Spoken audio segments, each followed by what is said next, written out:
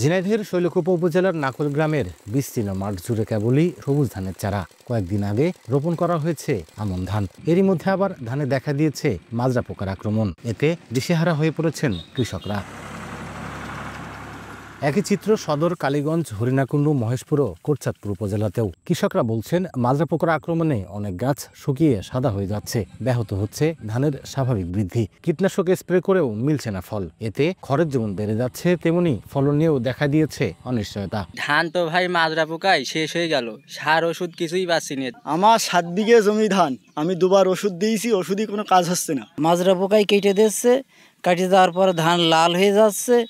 আমরা কোনো এর বিধি ব্যবস্থা খুঁজে পাচ্ছি না। এবার মাজরার পরিমাণ খুব বেশি, গড়ে লেগে খাইয়ে যাচ্ছে, মাছ কাটি কাটি ফেলা দিচ্ছে। কৃষি বিভাগ বলছে, পোকার আক্রমণ থেকে বাঁচতে নিয়মিত পরামর্শ দেওয়া হচ্ছে কৃষকদের। আমরা কৃষকদের মাঝে লিফলেট বিতরণ করেছি, এছাড়া পার্চিং সম্পন্ন করেছি, এছাড়া কৃষকদেরকে নিয়ে উপসহকারীর মাধ্যমে উঠান বৈঠক সম্পন্ন করেছি। পাশাপাশি আমরা মাঠে যাচ্ছি, দেখছি যে পরামর্শ প্রয়োজন আমরা সেদিকে দিচ্ছি। জেলা কৃষি সম্প্রসারণ অধিদপ্তরের তথ্য মতে, চলতি মৌসুমে জেলার 6 উপজেলায় 1,04,000 হেক্টর জমিতে আমন ধানের আবাদ হয়েছে, যা থেকে ধান উৎপাদনের লক্ষ্যমাত্রা নির্ধারণ করা হয়েছে 5,64,139 মেট্রিক টন।